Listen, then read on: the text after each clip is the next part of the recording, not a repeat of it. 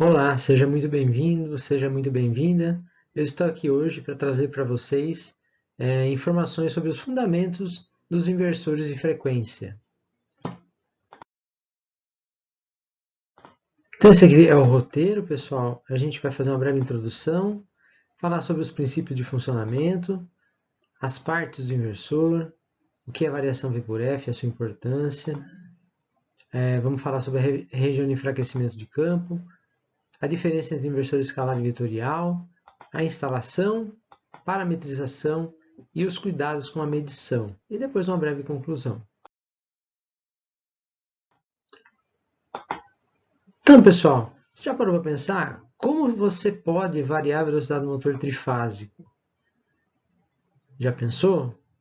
Conta até 5 aí que a gente espera, né?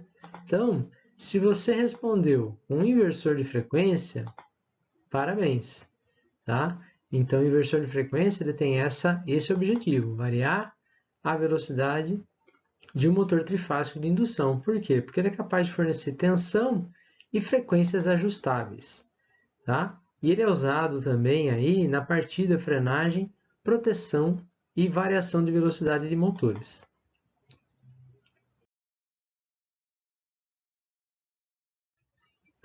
Aí as principais vantagens de se utilizar o inversor consiste em variar a velocidade de motores de acordo com a maior ou menor necessidade de vazão, pressão ou temperatura de cada zona de controle. Então, ele está sempre associado a dispositivos de controle, né, onde você precisa variar a velocidade. Deixa eu só mudar meu ponteiro aqui. Quando diminui a velocidade, proporciona grande economia de energia, porque nós vamos ver que ele também varia a tensão. Então, quando você está variando a tensão, indiretamente você está variando a potência, então a economia de energia na forma de potência. Redução de custo de manutenção, porque se a gente for parar para pensar, você diminui atritos, não, você diminui solavancos, né, desgastes mecânicos, tá? Então, por quê? Permite que os motores sejam acionados suavemente, né? Com isso, reduz elementos de quebra, né? De dispositivos, principalmente da parte mecânica. Então, pessoal, aqui, ó, com relação ao princípio do funcionamento, né? Então, esse aqui é um diagrama genérico, né, da parte interna, a parte principal do inversor de frequência. Aqui eu não coloquei a parte de controles nem as proteções. Então, o que tem que ficar bem claro aqui, né? Então, o primeiro estágio do inversor de frequência é um retificador, pessoal.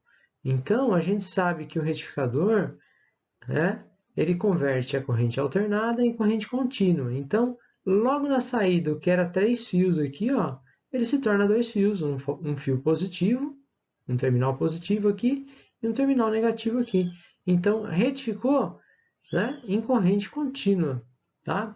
Por isso, alguns inversores de baixa potência também podem ter entrada monofásica, tá? Só que a saída trifásica, correto? O segundo estágio aqui é o link DC, ou seja, é a região de filtrar, né, as ondulações aqui da corrente contínua.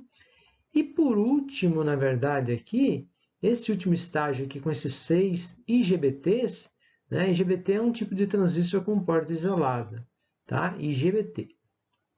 Então, são 6 chaves eletrônicas aqui que vão fazer a comutação, né, de acordo com o sinal recebido aqui no gate, né, de acordo com a sequência de fases correta, né, então o circuito microprocessado, microcontrolado tem essa função, né, de fazer o chaveamento dessas 6 chaves aqui para manter as características da corrente alternada trifásica, por exemplo, a defasagem de 120 graus, né, além de variar a frequência e também variar a tensão.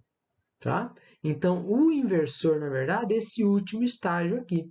Se a gente for parar para pensar, né, a gente usa o termo genérico inversor de frequência, mas o mais correto seria, né, variador de frequência variável. É um drive de frequência variável. Tá? Então, seria aí um drive frequência variável, porque é isso que ele é, e não simplesmente um inversor. Uma característica muito importante do inversor de frequência, pessoal, é a variação V por F. Por quê? Porque ele precisa manter o torque constante para não provocar variação de velocidade com a mudança de carga. Então, se eu tenho uma carga que exige mais do meu motor, ele tem que manter a velocidade. Então, uma forma de resolver isso é a relação da tensão dividido pela frequência. Por quê? Vamos observar aqui, ó. O conjugado do motor, pessoal, ele depende do fluxo magnético e da corrente rotórica, então a multiplicação dos dois. Tá? E a variação V por F, que está aqui do lado, ó, ela corresponde ao quê? Ao fluxo magnético. Então, o fluxo magnético ele é determinado pela tensão e pela frequência. Então, se eu variar aqui tensão e frequência, eu vario o fluxo magnético, vario o torque, consequentemente. Tá? Então, é um dos parâmetros mais importantes do inversor. Qual a característica dessa variação V por F? Então, ela é linear, pessoal, como a gente pode ver aqui no gráfico, ó, até 60 Hz. Então, até 60 Hz, que é a nossa frequência padrão aqui no Brasil, eu tenho aqui a variação linear também da tensão. A partir de 60 Hz, só aumento a frequência, não aumento mais a tensão. Então, o que vai acontecer? Essa relação vai começar a diminuir. Então, se eu tenho aqui o numerador fixo, 220 volts, e o denominador é 60, só que ele pode ir aumentando. Então, a relação V por F vai fazendo o quê? Vai diminuindo o fluxo magnético. Consequentemente, à medida que eu vou aumentando a frequência acima dos 60 Hz, eu vou tendo uma diminuição do fluxo magnético, consequentemente, uma diminuição do torque, correto?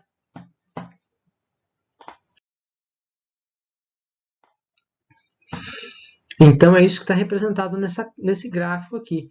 Né? Então, até 60 Hz, eu consigo manter meu conjugado aqui constante. Por quê? Por exemplo, a relação V por F ela é linear até 60 Hz. Então, se eu estou aplicando 30 Hz, a minha tensão vai ser de 110 volts. Então, a divisão de 220 por 60, né? Ou a divisão de V por F tem que ser linear, até 60 Hz. Então, se eu estou na metade da frequência, também vou estar na metade da tensão. Então, nesse caso aqui, ele está mostrando o quê? Que a partir de 60 Hz ocorre enfraquecimento do campo. À medida que eu dobro a frequência, pessoal, o conjugado cai pela metade. Tá?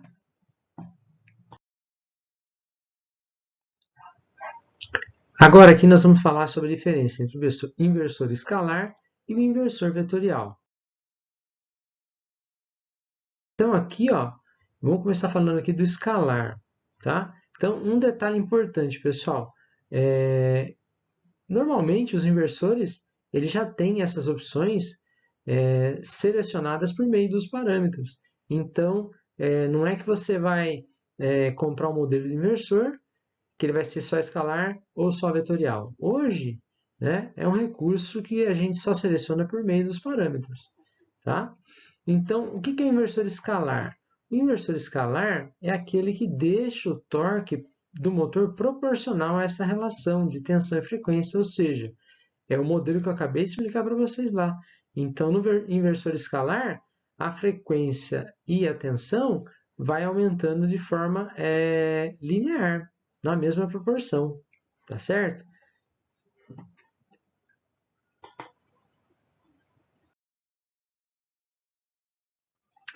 Já o inversor vetorial, pessoal, a curva V por F ela não é prefixada, então ela varia a tensão e frequência para otimizar o torque. Então, no escalar, enquanto eu tenho V por F constante, né, lembra do exemplo que eu dei? No escalar, se eu tenho 30 Hz, a tensão vai ser 110. Se eu tenho 220, ela vai ser 60.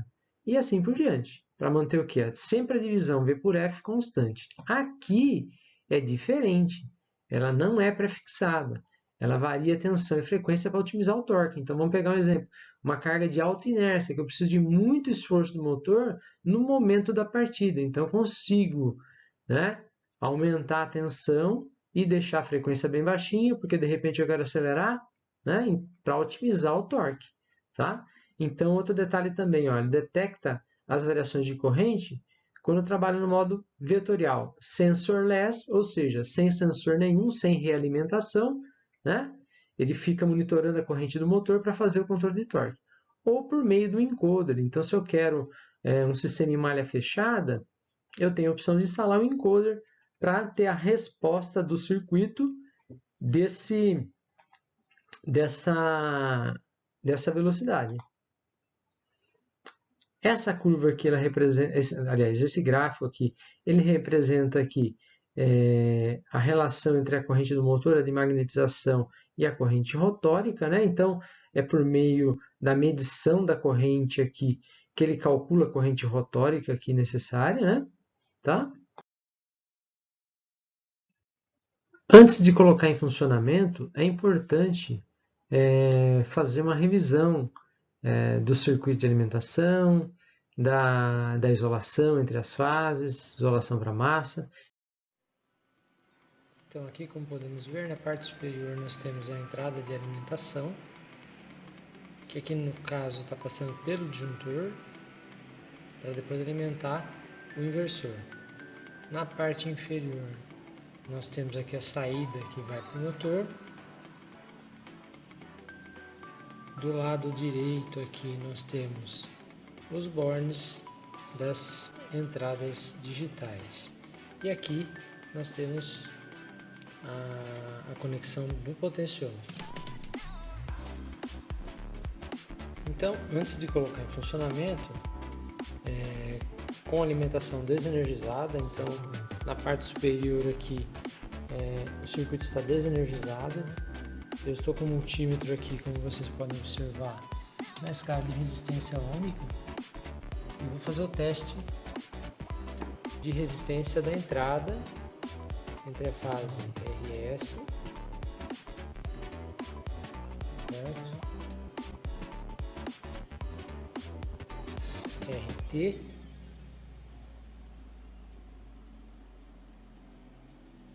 e ST. Então, todas elas estão dando um valor infinito, que é o desejado, né? Não pode ter nenhum curto entre as fases. E um outro teste entre fase e terra. Então, conectando ao terra, já dá para identificar no multímetro, né? Eu estou medindo a fase R para o terra, a fase S para o terra e agora a fase T para o terra. Ok? E aí a mesma coisa na saída. A saída aqui já está conectada ao motor. Então, óbvio que aqui a medição de resistência que ele está medindo agora é a resistência interna do motor. Então é um valor baixo, não é um curto, né? Ó. Tá? Então, estou observando ali, ó, 13 ohms aproximadamente. Então, meço as três fases também. Ok? T1, T2, T2, T3 e T1, T3. Tá? Todas elas têm que indicar um valor pequeno de resistência. E aí faço o mesmo teste para massa. Né? Aí nesse caso tem que dar resistência infinita, como você pode observar ali. Ó. Tá? Então a fase T1, a T2 e agora a T3. Então ele passando nesses testes, ele está apto para ser alimentado, que é a próxima etapa.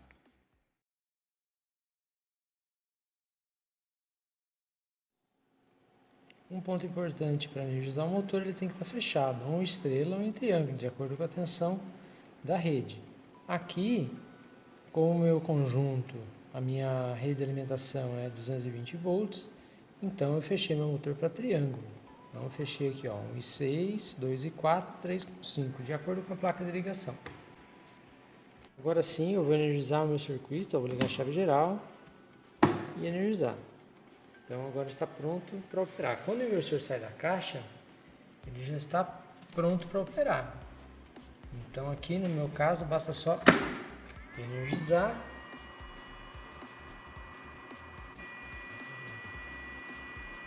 E vamos conhecer aqui o painel IHM do meu inversor. Então eu tenho aqui a seta para aumentar e diminuir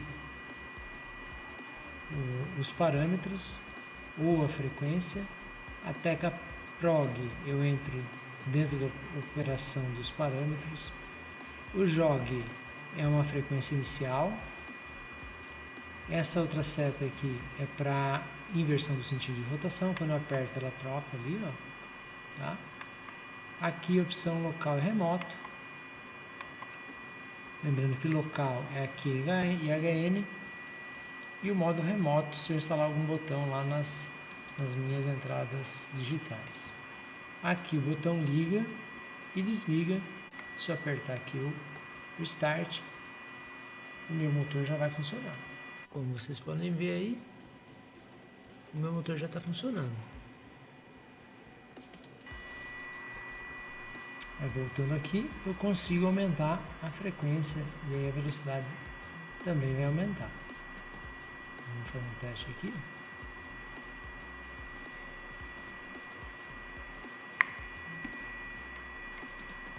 Deixar nos 20 Hz.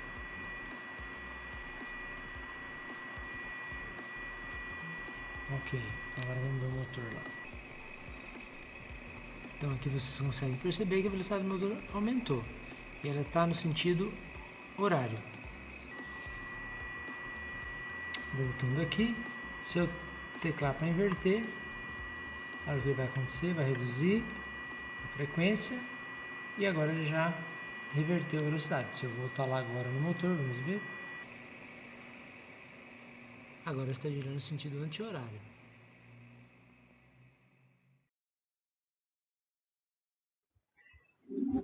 Então, a parametrização consiste em programar o seu inversor para a finalidade desejada, com relação a alguns parâmetros, né? Por exemplo, tensão nominal, corrente do motor, tempo de aceleração, desaceleração, frequência mínima, frequência máxima, dentre tantos outros parâmetros. Esses aí são só alguns, né? Eu tenho aqui classificado nessas cinco áreas parâmetros de leitura, em que você só consegue identificar algum valor, por exemplo, qual que é a frequência que está funcionando o motor, qual que é a velocidade ou qual a corrente. Parâmetros de regulação, por exemplo, tempo de aceleração, desaceleração, tá?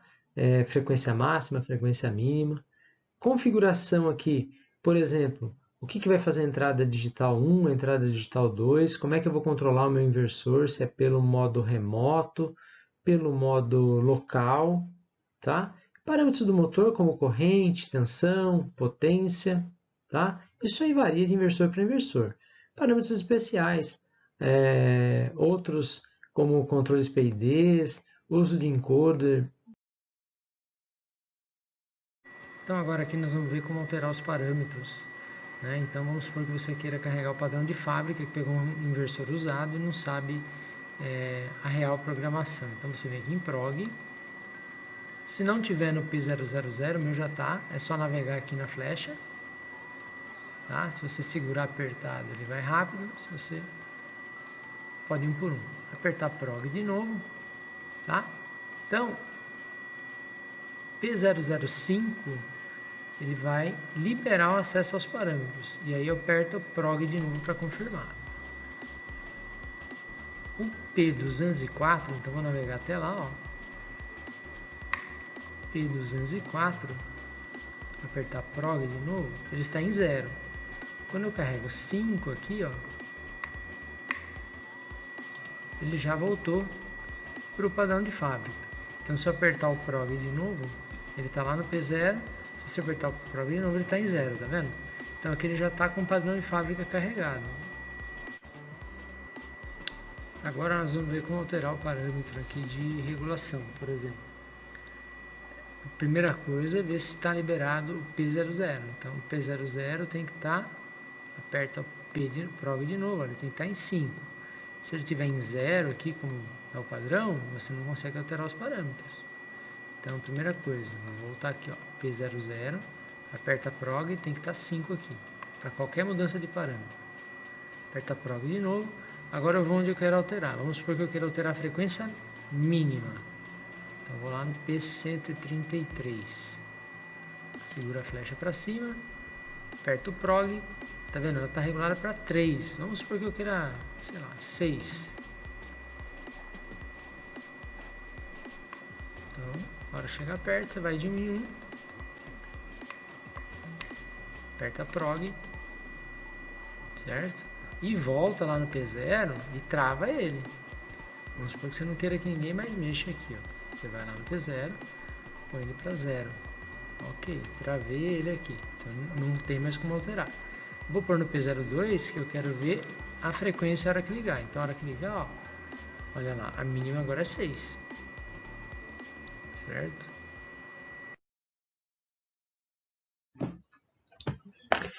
Então, hoje, nós verificamos o princípio de funcionamento do inversor de frequência. Então, nós vimos lá que, basicamente, ele é um driver variador de velocidade, variador de frequência, ou com frequência variável. Tá? As três principais partes são a retificação, o filtro ou o link DC e o inversor propriamente dito. Falamos das suas partes internas e algumas características. Aprendemos aí a relação V por F tem papel fundamental no controle de conjugado, né? No caso do inversor escalar, ele é constante. E no vetorial eu consigo mudar essa relação. Vimos também que com o aumento da frequência ocorre o enfraquecimento do campo, porque só a tensão não consegue aumentar mais do que o valor nominal. Isso vale para ambos inversores, tanto escalar quanto vetorial. Tá? Estudamos também os cuidados na instalação e no uso de instrumentos. Tá? E falamos também dos principais parâmetros para colocar o inversor em funcionamento. Certo? Eu vou ficando por aqui. Espero ter ajudado vocês. Um forte abraço, sucesso e até a próxima.